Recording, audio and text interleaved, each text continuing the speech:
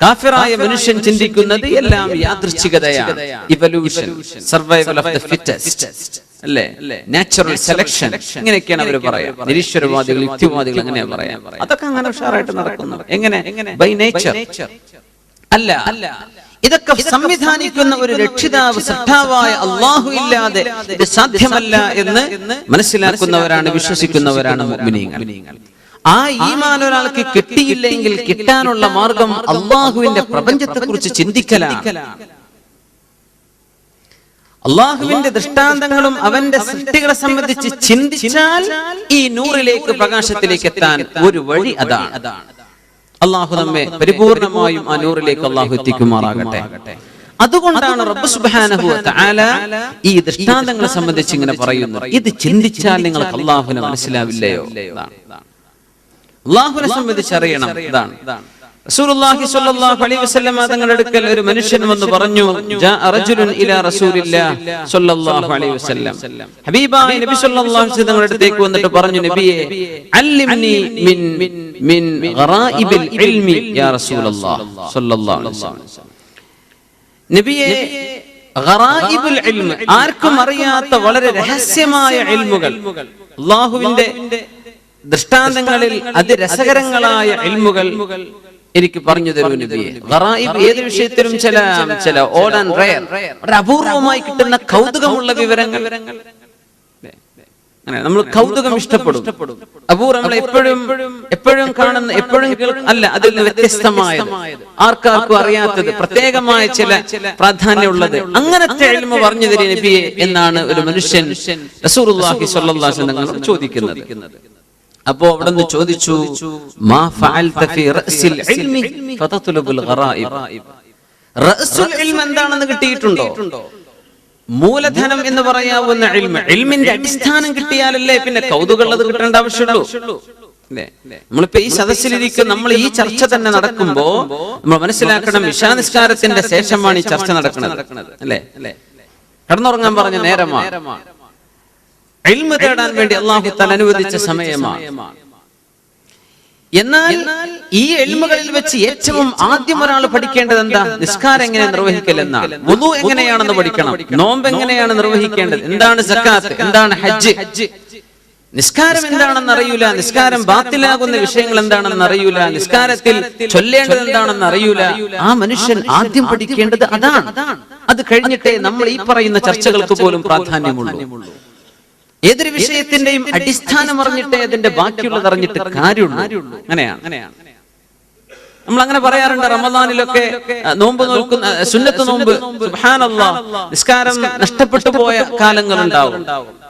അറിവില്ലായ്മ കൊണ്ട് അതിനെപ്പറ്റി അത്ര ചിന്തിച്ചില്ല, ആരും അങ്ങനെ പറഞ്ഞെന്നില്ല. കോളേജ് പഠിക്കുന്ന കാലത്ത് എന്ത് നിസ്കാരം, ജുമുഅക്ക് തന്നെ പോയിട്ടില്ലല്ലോ, അങ്ങനത്തെ ഒരുപാട് ചെറുപ്പക്കാർ പിന്നീട് തിരിച്ചു വന്ന് വളരെ നല്ല മനുഷ്യരായി ജീവിക്കുന്നവർ. പ്രായപൂർത്തി ആയതിനു ശേഷമുള്ള നിസ്കാരങ്ങൾ ഖളാ വീട്ടണം, അത്തരക്കാർക്ക് സുന്നത്ത് നിസ്കാരം പോലും പാടില്ല എന്ന് പറഞ്ഞതിന്റെ അർത്ഥം എന്താണ്? ആ സുന്നത്ത് നിസ്കരിക്കുന്ന നേരം അയാൾ ഫർള് നിസ്കരിച്ചോട്ടെ എന്നതിന്റെ അർത്ഥം. സുന്നത്ത് നിസ്കരിക്കാനുള്ള ആഫിയത്തുണ്ടോ, എന്നാ ഫർള് നീ ഖളാ കൂട്ടിക്കോ, നഷ്ടപ്പെട്ടു പോയ ഫർള് ഖളാ കൂട്ടിക്കോ. ചിലരെന്താ മനസ്സിലാക്കുക, ആ സുന്നത്ത് പാടില്ല, എന്നാ പിന്നെ തറാവീക്കൊന്നും പോണ്ടേ, എന്ത് ഞമ്മക്കത് പറഞ്ഞിട്ടില്ല, എന്തേ ഞാൻ പണ്ടേ നിസ്കാരം ഖളാ ആക്കിയ ആളാണ്, സുന്നത്ത് വേണ്ടെന്നല്ലേ പറഞ്ഞത്. ഇതല്ല ആ പറഞ്ഞതിനർത്ഥം. അങ്ങനെ സംശയം ചോദിച്ചു, നമ്മൾ ഈ ക്ലാസ്സിലാണ് എവിടെ നിന്നല്ല, അപ്പോ അവർക്കൊന്നും തറാവി നിസ്കരിക്കേണ്ട ആവശ്യമില്ല എന്നാണോ ഇതിനർത്ഥം? സുബ്ഹാനല്ലാഹ്, നിസ്കരിക്കാൻ ചിലർ വരുന്നില്ല, എന്തേ സുന്നത്ത് പറ്റൂല, ഹറാം എന്നല്ലേ പറഞ്ഞത്. യാ അല്ലാഹ്, അതിന്റെ അർത്ഥം അതല്ല മുഅ്മിനീങ്ങളെ. അതിന്റെ അർത്ഥം അതല്ല. നിങ്ങൾക്ക് സുന്നത്ത് നിസ്കരിക്കാനുള്ള ആഫിയത്തുണ്ടോ, ഫർള് ഖളാ വീട്ട്. കാരണം നിനക്ക് ഏറ്റവും പ്രധാനം നിന്റെ ഫർളാണ്. റമദാൻ ഖളാ വീട്ടാനുണ്ടായിട്ട് ഇസ്നൈനിന്റെയും ഖമീസിന്റെയും, തിങ്കളാഴ്ചയുടെയും വ്യാഴാഴ്ചയുടെയും സുന്നത്ത് നോമ്പ് എടുക്കുന്ന ആളാണ് നീ. സുന്നത്തല്ല, നീ ഫർള് ഖളാ വീട്ടാൻ നേരം എന്നിട്ട് സുന്നത്ത് എടുത്തോ. എന്നാ പിന്നെ ഞാൻ വ്യാഴാഴ്ച തിങ്കളാഴ്ച സുന്നത്ത് നോമ്പ് ഇനി നിർത്തി വെക്കട്ടെ. ഇതെല്ലാം പറഞ്ഞതിനർത്ഥം ആൾക്കാർ തിരിച്ചു മറിച്ചൊക്കെ മനസ്സിലാക്കും. ഫർളായ ഇൽമ് നമ്മൾ പഠിച്ചേ പറ്റൂ. ഫർള് കഴിഞ്ഞിട്ടേ സുന്നത്തുള്ളൂ എന്നർത്ഥം. അല്ലാഹു സുബ്ഹാനഹു വ തആലക്ക് പോലും ഏറ്റവും ഇഷ്ടപ്പെട്ടത് എന്താ? നമ്മുടെ ഫർളായ അമലുകളാണ്. അതുകൊണ്ടാണ് അല്ലാഹു തആല ഏറ്റവും കൂലി തരുന്നത് അതാണ്. അത് തന്നെ അല്ലാഹുവിന്റെ റഹ്മാനും റഹീം എന്നതിന്റെ അർത്ഥമാണ്. നിർബന്ധമായത് ചെയ്യുമ്പോൾ അതിന് തോന കൂലിയാണ്, ധാരാളം കൂലി അല്ലാഹു കൊടുക്കുന്ന എന്തിന്? വാജിബിന്. സുബ്ഹാനല്ലാഹ്. നമ്മൾ ചിന്തിക്കുന്ന നേരെ മറിച്ചല്ലേ, വാജിബ് എന്തായാലും നമ്മൾ ചെയ്തല്ലേ പറ്റൂ, സുന്നത്ത് ചെയ്യുന്നവനല്ലേ കൂലി തോന കൊടുക്കേണ്ടത്. അല്ല, അല്ലാഹുവിന്റെ അജ്ർ അവൻ നൽകുന്ന പ്രതിഫലം അല്ലാഹുവിന് ഇഷ്ടപ്പെട്ടത് അല്ലാഹു നിർബന്ധമാക്കിയ നിർബന്ധ കർമ്മങ്ങൾക്കാണ്. അപ്പോ ആ നിർബന്ധ വിഷയം നമ്മൾ പഠിച്ചിട്ടേ ബാക്കി ചർച്ചകൾക്ക് ഇരിക്കാവൂ എന്നർത്ഥം. റസൂലുള്ളാഹി സ്വല്ലല്ലാഹു അലൈഹി വസല്ലം ചോദിക്കുകയാണ്, മാ ഫഅൽത ഫീ റഅസിൽ ഇൽമി ഫതത്ലുബുൽ ഗറായിബ്.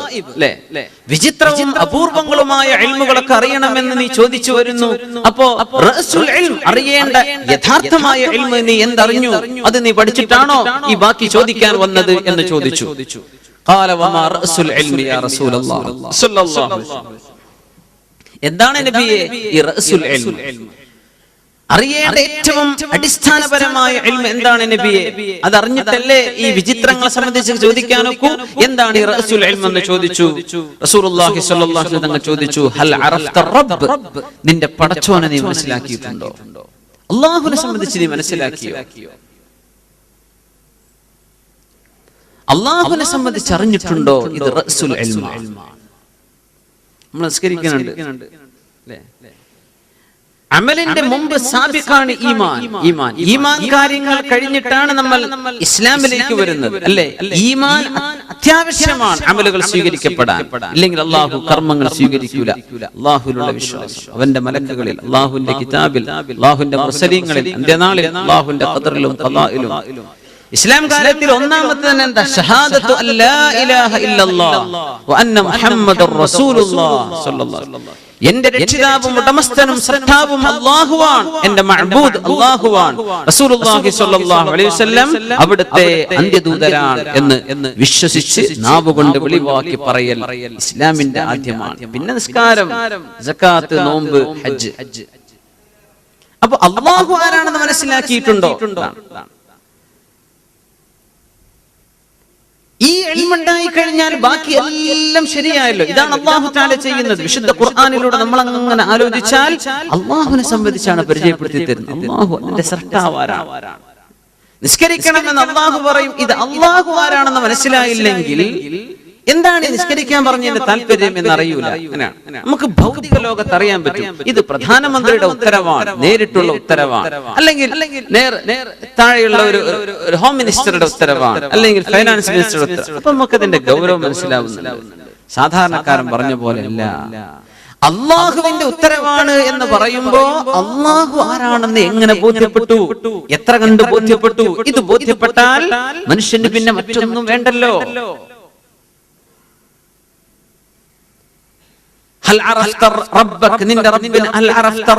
അല്ലാഹുവിനെ സംബന്ധിച്ച് നീ എന്തറിഞ്ഞു എന്ന് ചോദിച്ചു. നീ അറിഞ്ഞോ?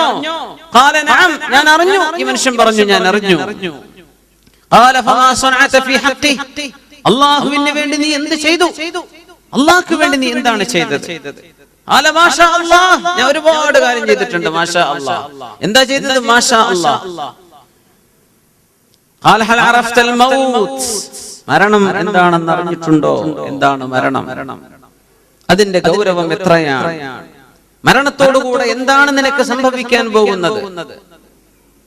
നിന്റെ ദുനിയാവിൽ നിന്നുള്ള ആ ഒരു യാത്ര പോക്ക് എങ്ങോട്ടാണ്? പിന്നെ അതിന്റെ അറ്റം എവിടെയാണ്? അറിഞ്ഞിട്ടുണ്ടോ? അറഫ്തൽ മൗത്ത്? നഅം യാ റസൂലല്ലാഹ്. അറിഞ്ഞു നബിയെ, ഞാൻ അറിഞ്ഞിട്ടുണ്ട്. ഫമാ അഅദത്ത ലഹാ ഫമാ അഅദത്ത ഫമാ അഅദത്ത ലഹു, ആ മരണത്തിന് വേണ്ടി നീ എന്താ തയ്യാർ ചെയ്തു വെച്ചിട്ടുള്ളത്, എന്താ ഒരുക്കങ്ങൾ ചെയ്തിട്ടുള്ളത്? ഖാല മാഷാ അല്ലാഹ്, അതൊക്കെ ഞാൻ ചെയ്തിട്ടുണ്ട്. ആ അർത്ഥത്തിലാണ് മാഷാ അല്ലാഹ്, അതൊക്കെ ഞാൻ ചെയ്തിട്ടുണ്ട്. എന്നാലും നബിയെ ആ കൗതുകമുള്ള ചില ഇൽമുകൾ പറഞ്ഞേരി, അതാണ് അദ്ദേഹത്തിന്റെ ലക്ഷ്യം. മാഷാ അതൊക്കെ ഞാൻ ചെയ്തിട്ടുണ്ട്. ഖാല ഇൻതലിഖ്, നിങ്ങൾ പോയിട്ട് ഫഅഹ്കിം ഹാഹുനാ, അല്ലാഹുവിനെ സംബന്ധിച്ചും മരണത്തെ സംബന്ധിച്ചുമുള്ള നിന്റെ ഇൽമ് ശരിയായിട്ട് നീ പഠിച്ചിട്ട് വാ.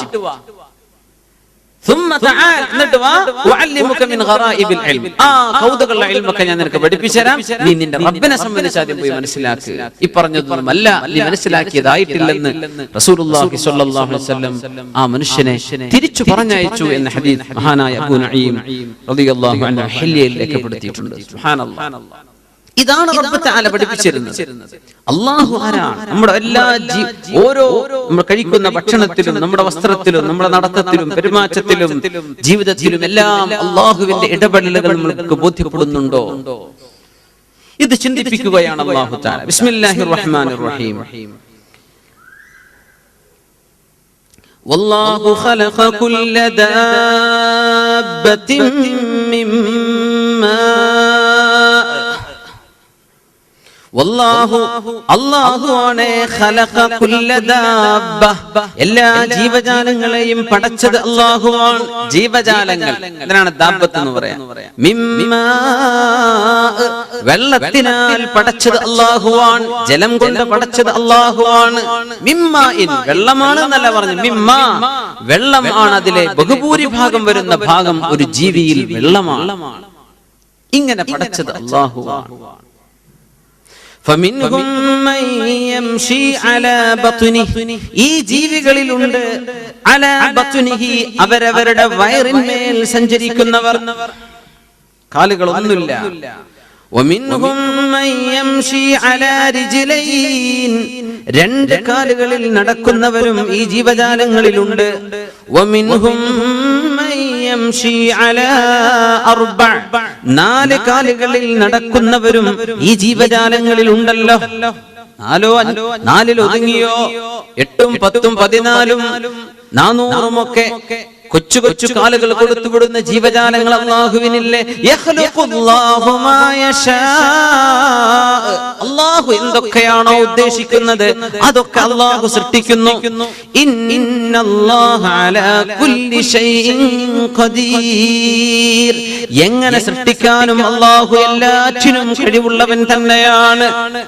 ഇത് പറഞ്ഞുകൊണ്ടാണ് ഈ ചർച്ചയെ അല്ലാഹു തആല അവസാനിപ്പിക്കുന്നത്. അല്ലാഹുവിന്റെ സൃഷ്ടിപ്പ് ജീവജാലങ്ങളിൽ നിങ്ങൾ നോക്കിയോ? ബയോളജിയിലേക്കാണ് അല്ലാഹു വിളിക്കുന്നത്, സോളജിയിലേക്ക്. കുല്ല ദാബ്ബ, എല്ലാ ജീവജാലങ്ങളെയും ജലത്തിൽ നിന്ന് പടച്ചു. ആ അത്ഭുതം നമ്മൾ അതിന്റെ ഏതാനും ചില ഭാഗങ്ങൾ കഴിഞ്ഞ ക്ലാസ്സിൽ നമ്മൾ ചർച്ച ചെയ്തിട്ടുണ്ട്. എല്ലാ ദാബ്ബത്ത് എന്ന് പറഞ്ഞാൽ സഞ്ചരിക്കുന്ന എല്ലാറ്റിനുമാണ്. ദബ്ബ യദിബ്ബു, ദാബ്ബത്തുൽ അർള്. ഖിയാമത്ത് നാളാകുമ്പോൾ ദാബ്ബത്തുൽ അർള് എന്ന് പറയുന്ന ഒരു ജീവി പ്രത്യക്ഷപ്പെടാനുണ്ട്. ദാബ്ബ, മൃഗം, ഭൂമിയിലൂടെ സഞ്ചരിക്കുന്നത്. ഹൂദ് നബി അലൈഹിസ്സലാം പറഞ്ഞു, ഫകീദൂനി ജമീഅൻ സുമ്മ ലാ തുൻദിറൂൻ, ഇന്നി തവക്കൽതു അലല്ലാഹി റബ്ബി വറബ്ബികും മാ മിൻ ദാബ്ബത്തിൻ ഇല്ലാ ഹുവ ആഖിദുൻ ബിനാസിയതിഹാ ഇന്ന റബ്ബി അലാ സിറാത്തിൻ മുസ്തഖീം. ഹൂദ് അലൈഹിസ്സലാമിനോട് സമുദായം വളരെ മോശമായി പ്രതികരിച്ചപ്പോ, കീദൂനി ജമീഅ, നിങ്ങളെല്ലാവരും എന്നെ അപായപ്പെടുത്താൻ പരിശ്രമിച്ചോളൂ, നിങ്ങളുടെ എല്ലാ കുതന്ത്രങ്ങളും ചെയ്തോളൂ. സുമ്മ ലാ തുൻദിറൂൻ, ഒട്ടും മാറ്റി വെക്കണ്ട, എന്തെല്ലാം ചതിപ്രയോഗങ്ങൾ ചെയ്യാൻ കഴിയുമോ നിങ്ങൾ എനിക്കെതിരെ ചെയ്തോളൂ. ഇന്നി തവക്കൽതു അലല്ലാഹ്, ഞാൻ അല്ലാഹുവിലേക്ക് ഭരമേൽപ്പിച്ചിരിക്കുകയാണ്. എന്റെ വിഷയം ഞാൻ അല്ലാഹുവിലേക്ക് ഏൽപ്പിച്ചിരിക്കുന്നു. റബ്ബി വറബ്ബിക്കും, നിങ്ങൾ വിശ്വസിച്ചാലും ഇല്ലെങ്കിലും എന്റെയും നിങ്ങളുടെയും റബ്ബ് അല്ലാഹുവാണ്. മാ മിൻ ദാബ്ബത്തിൻ ഇല്ലാ ഹുവ ആഖിദുൻ ബിനാസിയതിഹാ, ഏതൊരു ജീവിയുടെയും നാസിയത്തിൽ പിടിക്കുന്നത് അല്ലാഹുവാണ്. അല്ലാഹു പിടിച്ചിരിക്കുന്നു. നാസിയത്ത് എന്ന് പറഞ്ഞാൽ ഒരു മനുഷ്യന്റെ തലയുടെ ഫ്രണ്ട്, ഈ ഏറ്റവും ആദ്യ ഭാഗത്തിനാണ്, നെറ്റിയോട് ചേർന്ന ഭാഗത്തിനാണ് നാസിയത്ത് എന്ന് പറയാം. നാസിയത്തിൽ അല്ലാഹു പിടിച്ചിട്ടുണ്ട് മനുഷ്യന്റെ ഈ തലയുടെ ഈ ഫ്രണ്ട് ഭാഗം. നമ്മുടെ ബ്രെയിനിനെ സംബന്ധിച്ച് ഉലമാ പറയുന്നത്, നമ്മുടെ തലച്ചോറിന്റെ വിവിധ ഭാഗങ്ങളുണ്ട് ഓരോ ഫംഗ്ഷൻ ചെയ്യുന്നത്. ഒരു മനുഷ്യൻ ഡിസിഷൻ മേക്കിംഗ്, ഒരു കാര്യം ചെയ്യണോ വേണ്ടയോ എന്ന് തീരുമാനിക്കുന്നത് നാസിയത്താണ്. നുണ പറയണോ വേണ്ടയോ എന്ന് മനുഷ്യൻ തീരുമാനിക്കുന്നത് നാസിയത്ത്, ഈ ഭാഗത്താണ് അതിന്റെ പ്രക്രിയ നടക്കുന്നത്. സുബ്ഹാനല്ലാഹ്. കളവ് പറയുന്ന ആളുകളെ വളരെ സങ്കീർണമായ ടെസ്റ്റുകൾക്ക് വിധേയമാക്കുമ്പോൾ ഈ ഭാഗമാണ് അവിടെ MRI സ്കാനിലൂടെ അവർ പരിശോധിക്കുന്നത്. ഈ ബ്രെയിനിന്റെ ഈ ഭാഗമാണ്. ഇവിടെ നടക്കുന്ന വൈബ്രേഷൻ അതിന്റെ ഉയർച്ചയും താഴ്ചയും നോക്കി പറയുന്ന നുണയാണോ സത്യമാണോ എന്ന് ഇന്ന് സയന്റിസ്റ്റുകൾക്ക് മനസ്സിലാക്കാൻ അല്ലാഹു പിടിച്ചിരിക്കുന്നു. എല്ലാ ദാബത്തിന്റെയും നാസിയത്ത് അല്ലാഹു പിടിച്ചിരിക്കുകയാണ്. അല്ലാഹുവിന്റെ കയ്യിൽ നിന്ന് പോകാൻ ഒരാൾക്കും കഴിയില്ല. ഹൂദ് നബി